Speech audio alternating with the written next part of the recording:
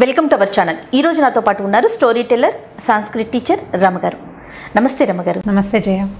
రమగారు, మనము ఇతిహాసాల నుంచి కొన్ని గ్రంథాల నుంచి పిల్లలకి సంబంధించి కొన్ని మోరల్ స్టోరీస్ చెప్పుకుంటున్నాం కదా, రామాయణ మహాభారతాల నుంచి ముఖ్యంగా. సో అలానే ఈరోజు మహాభారతం నుంచి ఏదైనా ఒక స్టోరీ ఉంటే చెప్పండి. మహాభారతం ఇంతకుముందు మనం కొన్ని కథలు చెప్పాం. అవును.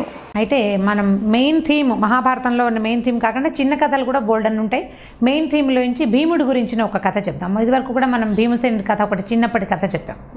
అయితే దుర్యోధనుడు, పాండవుల తాలూకు కజిన్ అయిన దుర్యోధనుడు వీళ్ళని వాళ్ళ రాజ్యాన్ని వాళ్ళు క్లెయిమ్ చేయకుండా ఉండటం కోసం తల్లితో సహా వీళ్ళని అంటే చంపేయటానికి ఒక ప్లాన్ చేశాడు. అది చేసినప్పుడు ఏం చేశారంటే లక్క ఇంట్లో ఒక ఇల్లు, ఒక పెద్ద సౌధం నిర్మించి అది ఎలా చేశారంటే లక్కతోటి కట్టారట. అంటే గోడకి పైపుత సులువుగా అంటుకుంటుంది, లక్క మంట సులువుగా అంటుకుంటుంది. అట్లాంటిది లక్క ఇల్లు, దాని పేరే అది లాక్షాగృహం అంటారు సంస్కృత పదం. అయితే అది ఈ లక్క ఇంట్లో వీళ్ళందరినీ ఉంచాడు. తర్వాత ఒకనాటి రాత్రి ఎప్పుడో దాన్ని అంటించేశారు. అంటించేస్తే ఈ పాండవులు ఏం చేశారంటే వీళ్ళకి విదురుడి వల్ల ఇది తెలిసింది, ఇలా జరగబోతోందని ఒక సొరంగ మార్గం నిర్మింపజేసుకున్నారు. విదురుడి సహాయంతో సొరంగంలోంచి వాళ్ళు బయటికి వెళ్ళిపోయారు. ఆ వెళ్లేదారిలో రకరకాలు గడిచినాయి. అయితే ఇక్కడి నుంచి వెళ్ళిన తర్వాత వాళ్ళు ఏం చేశారంటే ఏకచక్రపురం అనే ఒక ఊరు చేరారట. ఈ ఏకచక్రపురంలో ఒక బ్రాహ్మణ ఇంట్లో పక్క భాగంలోకి ఉండటానికి అవకాశం దొరికింది వాళ్ళకి. ఆ రోజు ఇప్పుడు ఇది మన మహాభారత కాలం అంటే ఎవరైనా ఊరికి అతిథులు, అభ్యాగతులు వస్తే మేము మీ ఇంట్లో ఉంటామంటే ఉంచుకునేవాళ్ళు. మీ ఊరేమిటి, మీరు ఎక్కడి నుంచి వచ్చారు, అవి పెద్దగా అడిగేవాళ్ళు కాదు. వ్యక్తుల ముఖాల్ని, వాళ్ళ తాలూకు భాష, మాట్లాడే విధానాన్ని బట్టే సహాయం చేసేవాళ్ళు. ఒక తల్లి, 5 పిల్లలు. ఈ వచ్చిన పిల్లలు కూడా బలసాళ్ళు, తెల్లగా పొడగర్లు, మంచి పొడవైన వాళ్ళు, తర్వాత ఏమో బుద్ధిమంతులుగా కనపడుతున్నారు. తల్లి మాట జవదాటనే లక్షణం ఒకటి వాళ్ళ దగ్గర ఉంటుంది. దాంతో ఆ బ్రాహ్మణ కుటుంబం ఏమనుకుందంటే వీళ్ళకి ఏదో వాళ్ళని పక్కన ఉంచుకుందాము, వాళ్ళ వంట వాళ్ళు చేసుకుంటారులే అనుకుంది. అయితే ఈ పాండవులు రాజకుమారులు, వాళ్ళు వృత్తులు అవి వచ్చిన వాళ్ళు కాదు, ఏదో ఒక పని చేసుకుని బతికేవాళ్ళు కాదు. అయితే ఈ క్షత్రియ కుమారులు కూడా బ్రాహ్మణులాగానే భిక్షాటన చేసి జీవించవచ్చు అనేది ఒక విధానం ఉండేది అప్పట్లో. వీళ్ళు ఏం చేసేవాళ్ళంటే ఈ 5 అబ్బాయిలు బ్రాహ్మణ వేషధారులు. అంటే బ్రాహ్మణులకి క్షత్రియులకి తేడా ఏముంది? బ్రాహ్మణులు పంచ కట్టుకుని ఏదో గుండు శిఖ పెట్టుకునేవాళ్ళు, వీళ్ళు కూడా అవే కట్టుకునేవాళ్ళు. కాకపోతే ఈ క్షత్రియులకి ఆయుధాలు ఎక్స్ట్రా ఉండేవి. వీళ్ళు ఆయుధాలు విసర్జించేశారు. ఆయుధాలు లేవు వాళ్ళ దగ్గర, ఏమీ లేవు. రాత్రికి రాత్రి లాక్షగృహం నుంచి బయటకు వచ్చేశారు. ఏ ఆయుధము వాళ్ళతోటి లేదు. నగలు అలంకరణతోటి కాదు, నిద్ర వేళలో వచ్చారు. రాత్రిపూట సింపుల్ డ్రెస్లోనే ఉంటారు కదా, ఆయుధాలు ఎలాగూ లేవు. ఇవి వచ్చేసిన వాళ్ళు ఏం చేస్తారు, ఇక భిక్షాటన చేసుకుంటూ మామూలు వేషాలతోటి వెళ్తే, అదే చిన్నపిల్లలు, కుర్రాళ్ళు కనపడుతున్నారు, పెద్ద వయసు ఉన్న వాళ్ళు కాదు. దాంతో భిక్షాటనకు వెళ్తే అందరూ ఏదో భిక్ష ఆహారం పదార్థం ఇచ్చేవాళ్ళు. అప్పుడు ఏంటంటే ఇప్పుడులాగా అడుక్కోవాల్సిన అవసరం లేదు, విధానాలు వేరే ఉండేవి. వాకిట్లో ఒక్కొక్కళ్ళు వస్తే వాళ్ళకి పెట్టడానికే ఆహారం అట్టు పెట్టుకునేవాళ్ళు గృహస్థులు. దాంట్లో పెద్ద జాతి నియమం కూడా ఉండదు బహుశా ఆ రోజులు. అంటే ఎక్కడ పెద్దగా నేను అలాంటిది చదవలేదు. అన్ని చోట్లకి వెళ్ళేవాళ్ళు. ఈ తెచ్చిన భిక్షని వాళ్ళ అమ్మ దగ్గరికి పట్టుకొచ్చి ఇచ్చేవాళ్ళు. పట్టుకొస్తే ఈవిడేం చేసేది, దాన్ని 2 భాగాలు చేసేదట. ఆహారాన్ని ఇంత అన్నం వచ్చిందనుకోండి, దాన్ని 2 భాగాలు చేస్తే ఒక భాగం భీముడికి ఇచ్చేవారు, మిగిలిన 2వ భాగాన్ని తల్లి, మిగిలిన 4 పిల్లలు తినేవారు. ఎందుకంటే భీముడు సహజంగా చాలా ఆహారం తీసుకునే పద్ధతి ఉన్నవాడు. అతని శారీరక బలము అలాంటిదే, బలశాలి, ఆహారం తీసుకునే విధానం కూడా అలాంటిదే. ఇలా రెగ్యులర్గా భిక్షాటన చేసుకునే వాళ్ళు, తల్లి పిల్లలు నిశ్శబ్దంగా ఎవరి దారిన వాళ్ళు ఉండేవాళ్ళు. కొన్నాళ్ళ తర్వాత వీళ్ళకి ఆశ్రయం ఇచ్చిన బ్రాహ్మణ కుటుంబంలో పెద్ద పెట్టిన పొద్దున్నే ఏడుపులు వినపడ్డాయి. తెల్లవారే పిల్లలు ఏడుస్తున్నారు, ఆడవాళ్ళందరూ ఏడ్చేస్తున్నారు. ఏడుస్తుంటే ఈవిడ బయటకు వచ్చింది, కుంతీదేవి, పాండవుల తల్లి. ఎందుకమ్మా ఏడుస్తున్నారు, ఏం జరిగింది అంటే అప్పుడు ఆవిడ ఏం చెప్పిందంటే, అమ్మా ఈ మా రాజ్యానికి, ఏకచక్రపురానికి ఒక రాక్షస పేడు ఉంది. ఇతడు బకాసురుడు అని ఒక రాక్షసుడు, బకుడు. ఈ బకాసురుడు ఊరి మీద పడి విరుచుకు తెచ్చుకునేవాడు. వచ్చేసేయటం, ఇక ఎవరు దొరికితే వాళ్ళని చంపేసి తినేసి ఆహార పదార్థాలని చెల్లాచెదురు ఊరంతా బీభత్సంగా చేసేవాడు. అయితే మా రాజు, మంత్రులు అతనితోటి మాట్లాడి, నువ్వు ఊళ్ళోకి రావద్దు, ప్రజల్ని భయభ్రాంతులకి గురి చేయొద్దు, నువ్వు ఎక్కడ ఉంటావో అక్కడే ఉండు, మేము అక్కడికే ఆహారాన్ని పంపిస్తాము, నీకేం కావాలో చెప్పమన్నారు. ఇతను ఏమని చెప్పాడట, బకుడు 2 దున్నలు పూంచిన ఎడ్ల బండి, అదే బండి, మామూలు ఎడ్ల బళ్ళు ఉంటాయి, ఎడ్లు కాకుండా దున్నలు ఉండాలంటే గేదెల్లో మొగవన్నమాట, దున్నపోతులు. 2 దున్నపోతుల్ని కట్టాలి బండికి. బండి నిండా ఆహార పదార్థాలు, అన్నము, కూరలు, పప్పులు, పులుసులు, సాంబార్లు, తర్వాత పాయసాలు, రుచిమైన పదార్థాలు. ఈ బండిని ఒక మనిషి తోలుకొస్తే ఆ మనిషి ఈ 2 దున్నలు, ఆ బండిలో ఉన్న మొత్తం ఆహారము నాకు సరిపోతుంది అని చెప్పాడు. అప్పటి నుంచి మేమేం చేసాము, మొదట రాజపరివారంలోంచి ఎవరు వెళ్ళారో ప్రజల్లో కూడా ప్రతి కుటుంబం నుంచి రోజుకొకరిని చొప్పున పంపించాలి. ఓహో. ఈరోజు ఆ వంతు మా ఇంటికి వచ్చింది. వీళ్ళకి ఒకడే పిల్లాడు, ఒక మగపిల్లాడు. అప్పట్లో మగపిల్లలు ఉండాలన్న నియమం ఉంది. ఎందుకు పున్నామ నరక నుంచి పుత్రుడే తప్పిస్తాడని. ఇప్పుడు మన దగ్గర కూడా ఉన్నదనుకోండి, కొంచెం అటు ఇటుగా ఉంది. అప్పుడు ఖచ్చితంగా ఉండేది కొడుకులు. ఇప్పుడు కొంచెం అది తగ్గింది, ఆ ఫీల్ అనేది కొంచెం తగ్గింది. పెద్దవాళ్ళు ఉంటే కాస్త ఉంటుంది, మామూలు యంగర్ జనరేషన్కి అంతగా లేదు. ఇప్పుడు ఈ కుమారుడు ఉండాలి, ఉన్నది ఒక పిల్లాడు. నాన్నని పంపించడానికి పిల్లాడు ఒప్పుకోవటం లేదు, భర్తను పంపించడానికి భార్య కష్టంగా ఉంది. స్త్రీలని వాడు తీసుకోడు, మగవాళ్ళు కావాలి. ఈ ఇంట్లో ఉన్నది నాన్న కొడుకు. వీళ్ళిద్దరిలో ఎవరిని పంపించినా గృహ యజమానిని పంపించాలా, ఇంటికి ఆధారమైన కొడుకుని పంపించాలో తెలియక మేము ఏడుస్తున్నామమ్మా అంటే ఈవిడేముందంటే, అమ్మ మీరు కంగారు పడబోకండి, మీకంటే ఒక్కడే పిల్లాడు, నాకు 5 కొడుకులు ఉన్నారు, మీరు మాకు ఆశ్రయం ఇచ్చారు, మీ అబ్బాయి బదులు మా అబ్బాయిని పంపిస్తానంత. ఎలాంటి లక్షణమో చూడండి. ఇలా చేస్తారా ఎవరైనా? మీ అబ్బాయి చచ్చిపోయే బదులు మా అబ్బాయిని చంపేసేయండి అనరు కదా. ఈవిడ మాత్రం ఆవిడ ధైర్యం ఆవిడకు ఉంది. ఒక పిల్లాన్ని పంపిస్తానమ్మా అని అడిగితే వాళ్ళు ఒప్పుకోవాలి. అయ్యో అలా కాదండి, మీరు అతిథులు, మా ఊరు వచ్చారు, మేము మీకు ఊరికి ఆశ్రయం ఇచ్చాం కానీ మేము అన్నం పెడుతున్నామా? కాదని వాళ్ళు ఎంత బతిమలాడినా ఈవిడ ఒప్పుకోలేదు. మీకు ఒక్క పిల్లాడు, ఈ పిల్లాడిని ఇచ్చేస్తే మళ్ళీ మీకు పురుష సంతానం కలుగుతుందో కలగదో. నాకు 5 పిల్లలు ఉన్నారు కదా, ఓ పిల్లాడి పోతే మిగిలిన 4 పిల్లల్ని చూసి నేను సంతోషిస్తానమ్మా, ఏం పర్వాలేదని ఒప్పించింది. ఈ లోపల భిక్షాటనకి వెళ్ళినటువంటి అబ్బాయిలు 5 వచ్చారు. వచ్చాక ఆవిడేం చెప్పిందంటే, ఈ పిల్లలు ఎదురుగుండా, అయ్యా ఇక్కడ ఒక రాక్షసుడు ఉన్నట్ట, వాడికి ఆహారంగా ఈ కుటుంబంలో ఓ పిల్లాడు వెళ్ళాలట, ఒక మగవాడు ఎవడో ఒకడు వెళ్ళాలి, వాళ్ళ పిల్లాడు చిన్న పిల్లాడు, పైగా వాళ్ళకి ఒకడే కొడుకు, మీలో ఒకళ్ళని పంపుతానని చెప్పాను నాయన అంది. అలాగేనమ్మా, ఎవరిని వెళ్ళమంటే వాళ్ళు వెళ్తామన్నారు. అయితే ఆవిడేమందంటే, ఆవిడ ఇంకా మాట్లాడే లోపలే ధర్మరాజు అన్నాడు, భీముడు వెళ్తాడులేమ్మా అని చెప్పాడు. నన్ను పంపడానికి నువ్వెవడివి అని పోట్లాడలేదు భీముడు. నేను తప్పకుండా వెళ్తానన్నాడు. బయటకు వచ్చాడు. బయటకు వచ్చి నేను వెళ్తాను, మీరు కంగారు పడకండి అని ఈ 4 అబ్బాయిలు వాళ్ళని ఓదార్చారు. ఏం పర్వాలేదు, మేము 4 ఉన్నాం కదా అని చెప్పి ఒప్పించారు.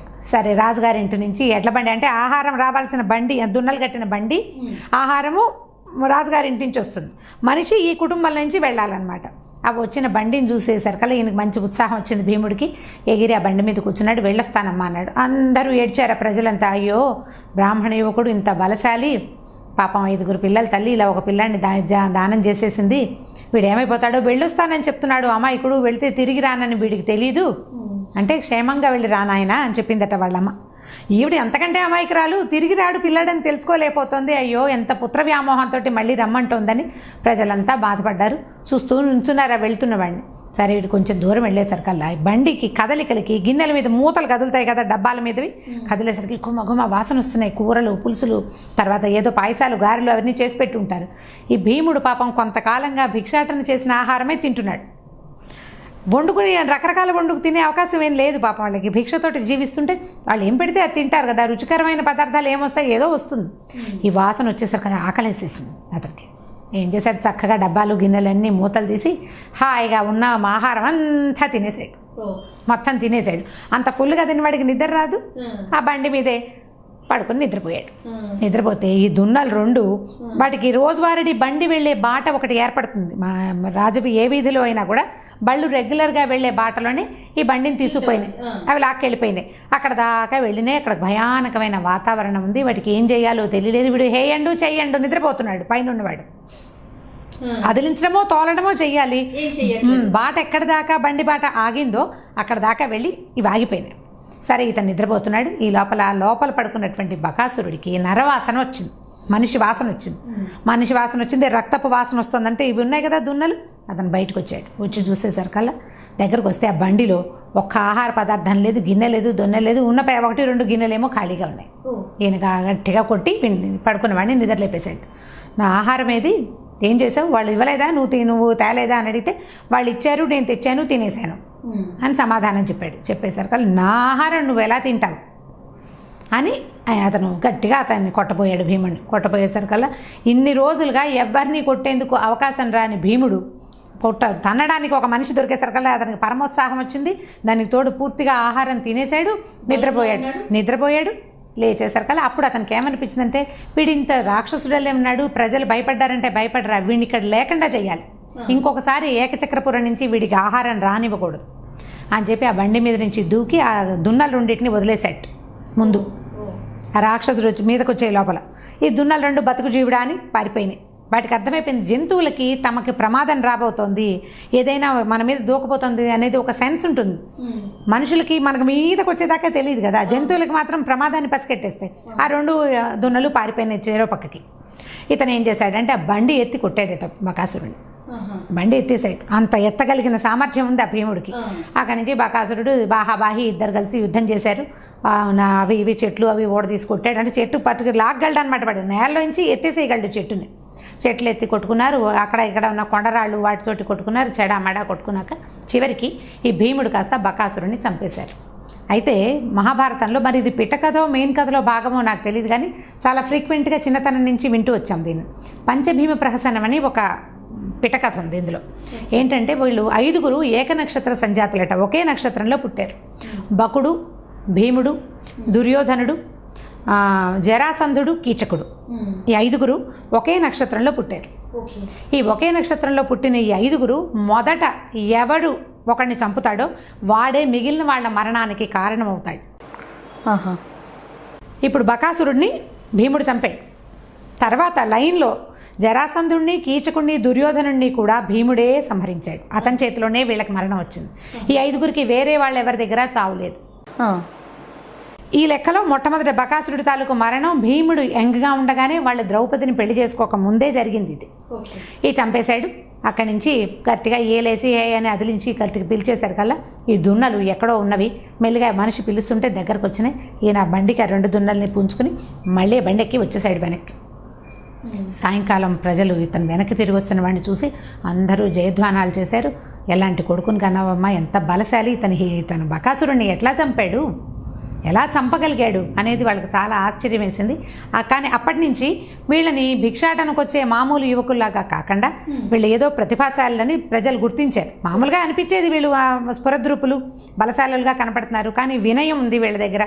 కొంచెం మామూలుగా మనకి మొహాల్లో కనపడితే భావం కొంచెం మర్యాద ఇస్తాం కదా.